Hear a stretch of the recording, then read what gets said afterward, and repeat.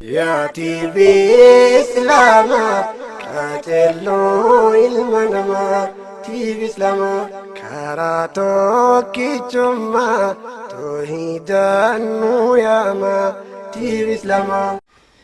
بسم الله الرحمن الرحيم الحمد لله والصلاة والسلام على رسول الله صلى الله عليه وسلم.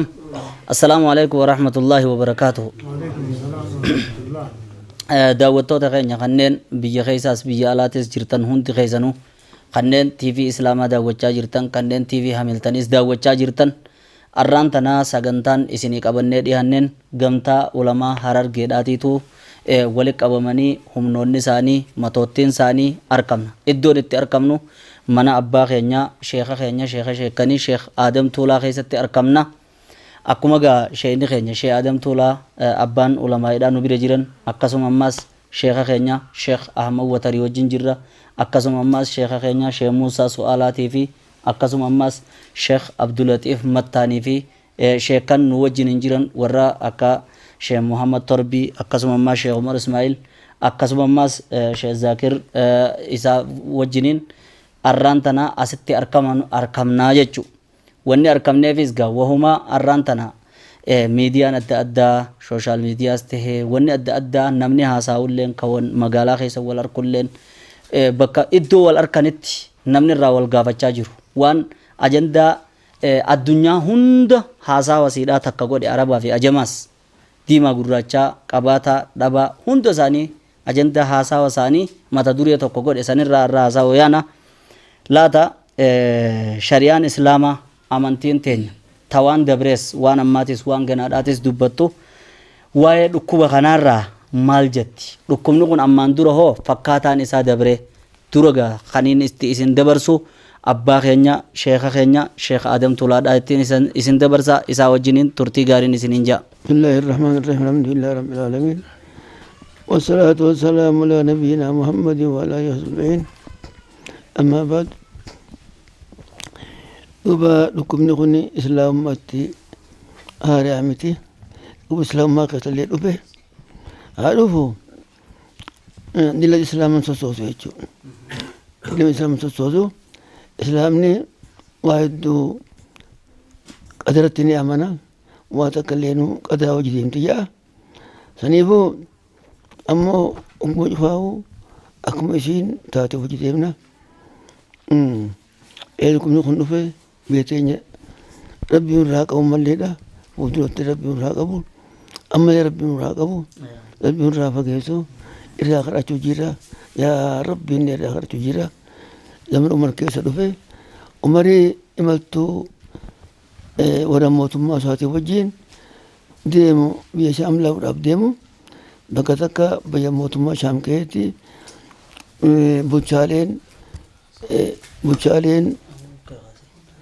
bulchaaleen Shaam achitti afaan baanii duuba biyya Shaam keessatti wabaanii bu'ee jedhanii wabaanii dhukkuba kana dhufe jedhanii hongaasanii gaafate warra muhaajiraa gaafate warra muhaajirtoota bakka lamatti addaan ba'an kan deebi'aniini si wajjii asaabaa nabiitti jira. Wama filmoota olmagatee filamaa ta'e hojiidha. Deebi'aniini gariin immoo qadara rabbiitiin deebiin janiini ansaara gaafate orma ansaara gaafate akkuma isaanii bakka addaan ba'anii orma manguddoo gaafatee makka mo'asan amane gaafate bakka lamatti addaan hin baane isaan si wajjiin filmoota orma filmootaatu jira asaafaa nabbiitti jira. Deebii dhukkuba kanarraa jedhanii kana taqabbalanii jechuudha. Dhugaa taqabbalu dhugaa inni deemuuf kurfaa'u jedhaniin Abu Ubeydaan inni bulchaa naannoo saniiti qadara rabbii murtii rabbii adeemsisaa jedhanii lakki murtuma rabbiitiin murtii rabbii deessa jedhenu kan irraa deessu murtuma rabbiiti jedheen deemu murtuma rabbiiti jedheen aduu namni siin ta'in jedheen Abu Ubeydaan kukaa nama jabaadha islaamummaa keessatti. Dhugaasaan Abdulmamin Awfi annabi irraa beekumsaan qaba jedhee waan kana yogaanii fi wabaanii kun dhukkubni magaa maali jedhan kun yogaanii biita akka bu'ee biisan warri keessa jedhus dheefaa icharraan bahin warri ala jirulleen hin seenin jeeni akkasitti umar alhamdulillah jee dubbiin kun ayillee yaada kiyya namaa faqa jeeni wanni islaamummaa irraa qabnu dhukkuba kana keessatti namni keessa jirus hin bahuu dhabuu kanarraa jirullee hin seenuu dhabuu san irraa qabna jechuudha. Asan jamma biyyi teenyaas rabbiin irraa dhorku Allah irraa dhorku sani beja biyyanni jiru yommuu kan jiraaf taatillee warri jiru keessaan bahin dheefaa beja kana jirullee seenuu dhabuu sanuma irraa qabna jechuudha. An dubbii kana keessatti dubbii dheertuullee hin qabu biyyi teenya biyya amantii qabdu biyya rabbi irra kaayettu rabbi irraas kaayennee duuba rabbi irra kaayennee wani rabbi irra kaayetan takka leenu rabbi irraan dhabanii rabbi sodaannee laafaa keenya ergaarree warra yataamaa faallee ergaarree kanaan gama rabbii deebinee akkasii rabbi nurraa fuudhaan abdii rabbi irraa qaba jechuudha. Ammas yoo tobbannee diinee tobbannee mayyatti qilaayiru nama rabbi sodaate rabbiin furmaata isaa godha jee riqilee isaaf kenna jee rabbiin akkana jee tanaafuu karaa kanaan dawaansaa argachuu dandeenya. Karaa hojjanitti dawaansaa wani qaba dawaan ni qaba. Dawaansaa maali? Dawaansaa dhaba argaaru yatama faallee argaaru akkuma irra jiranii walii argaaru adoo wal biratti hin nyaanne walii argaaru kana maal jee duuba hoggaa dhibii dhabaa keenyaaf hoggaa argaarre agaaritti rabbiillee harkannaa rabbiin waan feene cufa rabbiin barkamsiisa wanni zakaafaallee rabbiin karaa godheef qabaataadhaa hoggaanii fi dhabaan hoggaa fudhate dhabaan kun horiin kun kiyya je'eeti qabaataan hallee rabbi kadhataa gama rabbii deebi'aa fi akkasitti horiin qabaataallee barakata jechuudha.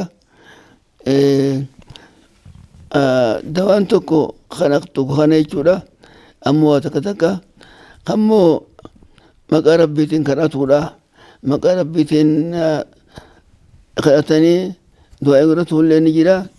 Ammoo irra hodhaantiin yoo dhabaalee keenyaaf gargaarre hedduu rabbiirraa argachuudha dandeenya. Anan galmaa irraa qaba. Salaamu alaikum warahmatullahi wabarakatuh. Hayyeega daawwattoota keenya abbaan keenya waan dhukkuba kanarraa akkam tahuu qabnaas waan irshaadaata waan shari'aan islaamaa itti nu qaceelchite gama rabbii deebi'uu toobaa heddummeessuu wanni kun aafaata musiibaadha. Musiibaa buutee akkaataa ittirraa toobatan kan nu dhaamanii turan ammas akkasumatti dhukkubni maqaan koronaallee jechuu baatu xaacuunni jechuu aafaanni akkana zabana umarillee bu'uudhaas nu himanii turan akkuma gaafas ummanni sahabaadhaa tahan nutis arraan tana tahuu qabnaa jedhanii nu dhaaman. Akkasumatti gaa ammas sheekha keenya sheekh Ahmad Watariifin dabarsaa sheekni keenyaas maal isiniif asirratti wanni dhaamu karma sheekha keenyaarra nu dhufe dhukkubni kun yeroo dabrees ammaan durattis dabree akkasuma dhukkubni kun ammaan duratti hoo dhufee shari'aan islaamaa maal jettiin akkaataan itti firraa eeganii fi dawaan isaa hoo maali akkasuma ammas dhaamsi hawaasaa qaban hoo maali sheekha keenya sheekh Ahmad Watarittiin isin dabarsa. Bismillahirrahmanirrahim. Alhamdulillahi rabbil alamin wassalatu wassalamu ala sayyidil mursalin wa ala alihi wa sahbihi ajma'in amma ba'du. Assalamu alaikum wa rahmatullahi wa barakatuh. Salam wa rahmatullah. Ya Rabbil Rabbiin rahmatan ubaagolu lukumni kuni lukuba azaba rabbiin buusee rijzii samiidha buusee ummata dabrirra buusee dachii keessa taa'aa janabiyyiin duuba yoggunii fi badiin jabaattee rabbiin kaasa. Rabbiin madaalima wanni sababaan isaa zulmii heddummeessuu irraa argama. Madaalima kana dawaan isaa zulmumasi dhiisuudha waan biraatii miti. Rabbiin obboleeyyan keenya dawaan isaa rabbuma kadhachuudha. Ka danda'u zulmii dhiisu toobaa gara rabbii deebi'u irra caalaan dachiidha. Ka dachii keessatti ta'e masaajida rabbiiti. Masaajida rabbii deebitanii rabbiin keessan kadhachuu kanaan isiniif dhaama waan biraa isinitti hin dheereysu. دوبا ربي رحمة وفاقلو آمين. قدر ربيتي ربي قدر لا دوا ولا طيرة نبيين يا بليسو ربي رحمة وفاقلو ربي نرى أركو ربي وللران هاتيسو ربي ولسناتيسو ربي جمعته ربي هاتيسو بيتين ربي نجاها قول ربي نهادور دوان إسا توبة مجرى ربي دبي أولى تقول ظلمي ولا الزم لكسو خنم وان براتي مي دوان إسا hayyaga daawwattoota keenya dhaamsa sheekha keenya sheekh Ahmad Watar abbaa keenya dhaamsa isaa dhageeffattanii du'aa isaallee aamin jettanii rabbiin balaa tana nurraa haa fuudhu jennu kadhatee jira rabbi du'aa isaanii nu haa qeebalu kanatti aansuudhaan gaa sheekha keenya sheekh Muusaa Su'aalaadha gaafiin akkuma sheekan keenya dabarsinetti laata shari'aa islaamaa keessatti yookiin ija shari'aatiin hogguuniif ilaallu dhukkubni kun durirraa ni jira dhukkubni kana fakkaatu akkamiif irraa eeyna dawaan isaa ni jira waan jedhu bal'inaan sheekni keenya nuuf kaasanii isaa wajji turtii gaarii. بسم الله الرحمن الرحيم الحمد لله رب العالمين الصلاة والسلام على أشرف الأنبياء والمرسلين نبينا محمد وعلى آله وأصحابه أجمعين أما بعد أبليين إسلاما دكمني وباء جامو تكاهم كريلا جامو تكاهو طاعون جامو هني وهاري أمر فهمتي دور اللي زمن نبي محمد عليه الصلاة والسلام جروس إيجاس قافم مو نبي عمر بن الخطاب جيرانيس هدو فاجرة هامقا أدى تيام ممالي دكمني آفات جامو هدو فاجرة ربين قاف دريدا أغاني في بوسو قطعات أنا مقالي سا خلفين قطعات ورافي ربين بوسي warra ammoo qaalii isaan buu hin kallafne yoonii fi tuqellee rahmata akka ta'uufiif jechu kaaniif ammoo akka qixaaxa ta'uuf rabbiin akkaju wamaa nursilu bilaayaati illaa tahwiifaa jedha xaa'uun haa taatu aduu nuura dhabdu haa taatu ji'a nuura dhabu haa taatu waan dalagu rabbiin sodaachiftumaa fi namumaan sodaachisuufi buusa sodaatanii akka gama toobbaa deebi'an akka rabbitti harka hannan akka bakkatti rabbiin du'aa itti namaa qeebalu deebi'an akka gama rabbii harka hannan jechumaafi jabaa jabeenya himatu hunda rabbii irra jaba namoota jabeenya himatu kana gadiin qabee harka hannisiisuudhaafi jechu inni haarayaa miti durillee ni jira walaakin ammoo eega buuse booda ol hin deebine rabbiin dachuma keessa kaa'ee jira oggu warri dachii rabbiif gubbatti irraanfatan qaalii isaa godhuu dhaban miskiinaa toluu dhaban naannamuyyuu caalaa yaadan mataa gadiin qabuudhaaf rabbiin fida ammoo amma rabbi nurraa haa dhaabu nun xaharamne rabbi nurraa haa dhaabu jecha gaafaa Umar bin Khattaab jiru biyya Shaamitti bu'e oga biyya Shaamitti bu'e isaa imaltuu Shaamitti deemu biti Shaam nagayan qabdu aafaataa itti bu'e wabaa jiraa jedhaniin kureela akkasit duuba kuma reefu Sheekh Adam faan jedhan Sheekh Ahmad Watar faan jedhanii Umariin kuni ummatoota wajji jiru hanaan mari'ate mee maal jettanii biyya Shaam kana kunoo aafaanitti bu'e akkan dhayne aafaataa jira akkan teenye immoo haajaafitti yaana meekamaa taanuu je'ee gumari'atu irra wal dhabanii gariin firraa deebi jedhaniini gariin hin deebiinii dhaqi jedhaniin jechu akkasii oggaa boodaa edoo kanayyuu mari'atan oggaa boodaa deebi'ii warra ji'uuturra hoddummaate warra deebi'i ji'u qabate akkasin madiinattiin gala deebi'a ogga ji'u namni tokko Abdurrahman bin Awf fi khajaan oggaa saajaadhaa fi maqanii dhufe bartana'ani ilmii saytiin qabaahii jeen odeeysi jennaan nabi Muhammadin alayhi salaatu wassalaam akka jedhan biyya takka kureelaan aafaanni xaa'unni yootti bu'e namni biyya sun keessa hin jirre kan dhayne jedhee namni biyya sun keessa jiruus ammoo sodaadhaaf akka irraa hin baane je'een. Izan gaawaa toltee dubbiin je'e akkasi ummata Madiinaa dachaasee maal jechuudha.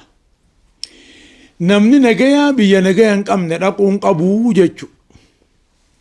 Ammoo dhukkubni Rabbiin fidu Nabi Muhammadiin akka jedhan dhukkubni ifiif hin dabru yoo Rabbiin dabarse malee jedhan. Ammoo dhukkubni dhugaa ifiif hin dabru namni dhukkuba sun qabu takkaawoo ka dhukkuba sun hin shakkame ummata kan galaafanne irraa taa'uudha qaba. Irraa taa'uun dirqama. Akkama Umar irraa gala deebi'ee kan nagaya qabu biyya nagaya hin qabne kan dhayne jedhaniihu biyya dhukkubni itti bu'e achuma taa'anii rabbi isaanii kadhatuudha qaban. Namichitti beekame immoo laa darara walaa diraara jetti amantiin teenya. Wal miidhuun hin jiru jedhan. Suniifuu namni dhukkuba saniin qabame biyyarraa taa'uudha qaba. Kophaa taa'uu qaba. Kophaa dadaalkaa godhanii fi eegaa yaadanii fi tajaajilkaa godhanii fi daweeyyuudha barbaachisa. Duuba kanarraa wanni barbaachisu waa lama waliin madaaluudha. Shari'aadhaa fi xibbii jedhanii baaba dawaa. Waani namni dawaadhatti maahirate hongagayaate hubataate waan je'e shari'aalleen jala deemti inni shari'aallee jala deemuudha qaba. San qabannee fayyadhabaa tuqamaa kophaa bakka goonee fi isa kophaa tajaajillee ummata kaan akka hin galaafanne godhuun waan duraan jiraati ammallee mas jiraachuudha qabdi. Ammas Nabi Muhammadin alayhi salatu wassalaam akka jiru doktorri aalamaa doktorri duniyaa akka jedhe rabbiin dhukkuba buuseeti dawaa buusee jedhe.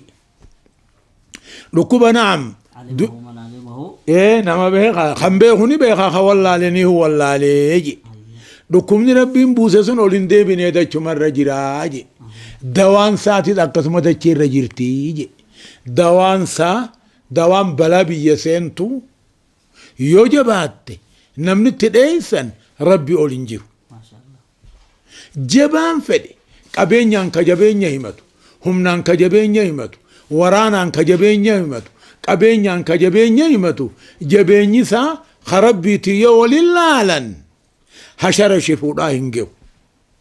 Ammaas rabbiin harka nama hannisiisa. Amma harka hannine rabbi nurraa haa dhaabu jechaa koronaa amma bu'ee kana dawaan isaa rabbi zakkaruu qur'aana qara'uu ammas ihtiraaza jedhanii irraa iftiisuu namni qulqullaawee deemuu afaan isaa xaraquu haa taatu harka isaa dhiqachuu haa taatu issanjaa qofa dhiquu haa taatu qulqullaawee qulqullummaan deemuu akkasuma ammas namni bakkattiin macasiyaa waan rabbiin jibbutti dalagamtu akka manni sharmuuxaa faan manni farshoo faan manni nama waliin laaqee dhiiraa dhala'aa waliin laaqufaa manni kanaa kun faan cufamuu qaba. Waani manni kanaa kun cufamuun waani dhiiraa dhalaa wal keessa yaa'anii afaan wal keessa xuuxuun dhaabbattee yoo afaan keessa wal xuuxan qooqaa fayyaan qabne yoo waliin laaqan dhukkuba kana rabbii dabarsaa dhufuun saani mala. Akka jedhan al-itiraazu qabla al-wuquu'i jedhan roobee edoon roobne galaana maysuudhaa jedhan. Edoon roobne galaana maysanii suniifuu namni shakkamaan namni fayyaa dhabaan mana haakimaa deemee achi haakimamuudha qaba.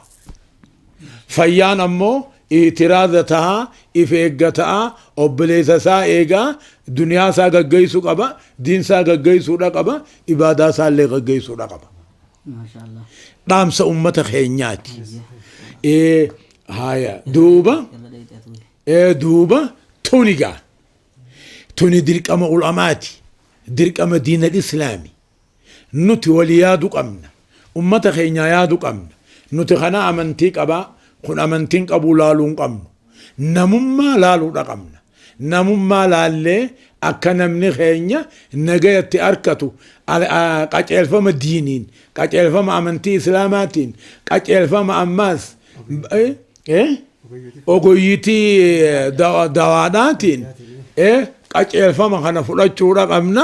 Rabbi nagaa nu haa godhu jecha, rabbi nurraa haa dhaabu jecha, biyya rabbi nagaa nu haa godhu jecha waan na dhaggeeffataniif galatoomaa. Wassalaamu alaikum warahmatullahi wabarakatuh. TV Islama kajello ilmanama TV Islama karato kichuma tohidan nuyama TV Islama.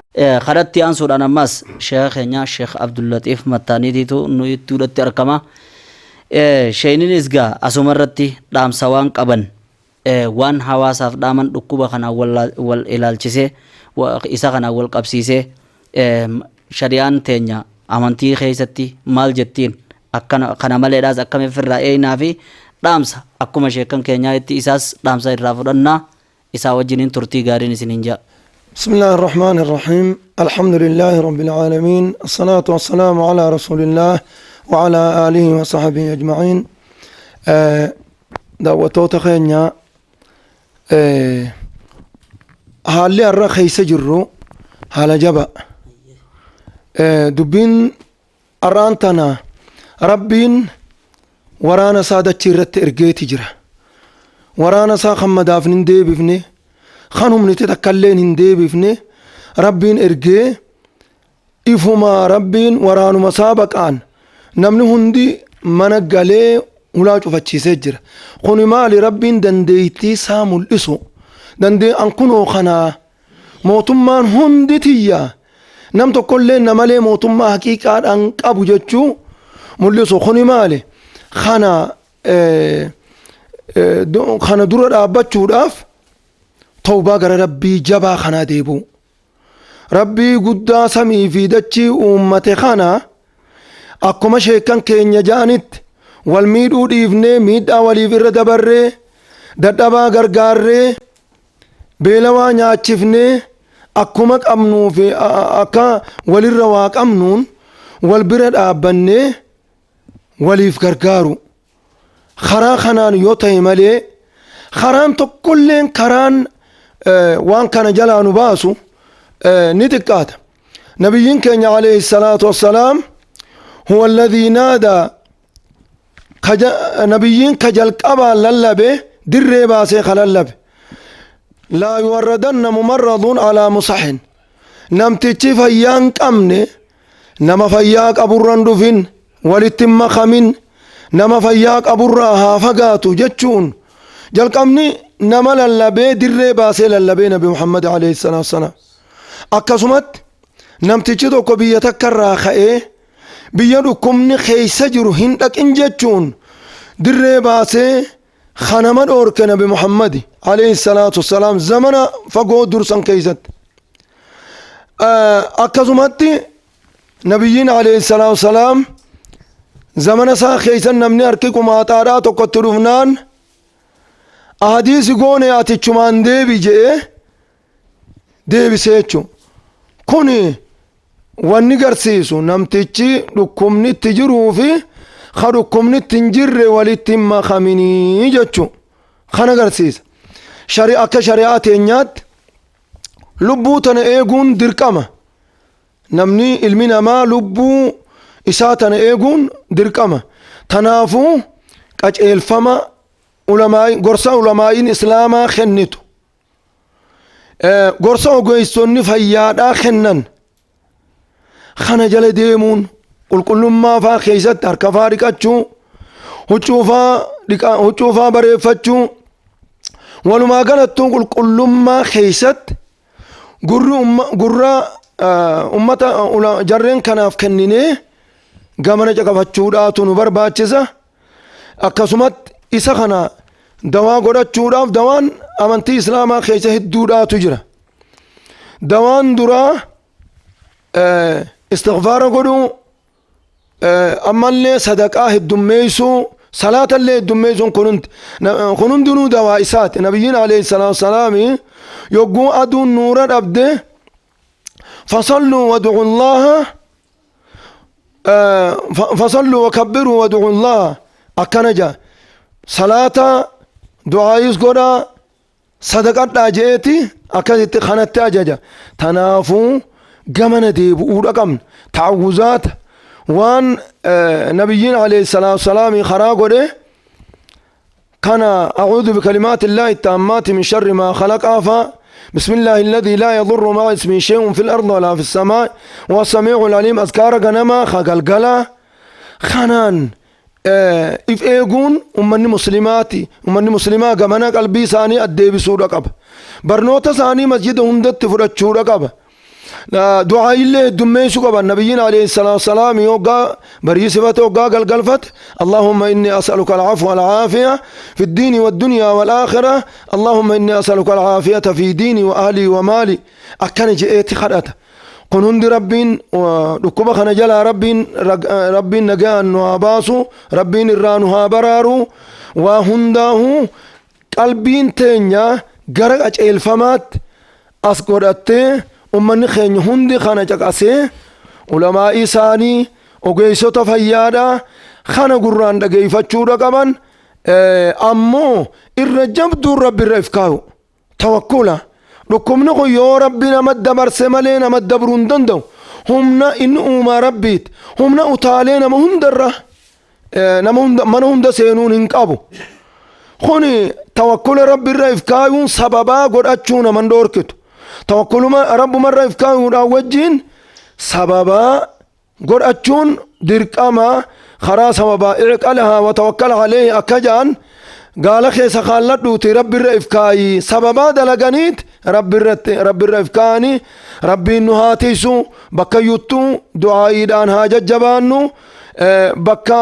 hedduu walgeeytii adda addaa tamarii dhukkubsataan keessatti argamuun sodaatamu hunda walgeeytii akkasiirraa fagaachuun nu barbaachisa walumaa galattuu ummata keenya ulamaa'iin islaamaa yaaddawanii gahee teenya wanni kun ummata keenya gorsuun ammaa fi fuulduraafis gahee teenya ja'anii fi yaadanii walit dhufanii akkasitti teessuma tana dalaganii tanumaafuu asiin boodallee ulamaa'iin akkanuma tokko taate tokkummaadhaan tattaafachuun waan ulamaa'iiti nu hundinuu tokko taanee karaa tokkummaatiin haa deemnu nama tokko taheetu nama gara rabbii deebi'eetu dhukkuba kana dura dhaabbachuu danda'a tokkummaa haa jabeeyfannu waliifis irra dabru haa jabeeyfannu jalarraa kaanee hamma gubbaatti dhiifamni godhamuudha qaba rabbiin hunduma keenyaa jalaa nu haa baasu walii gargaarus haa jabeeysinu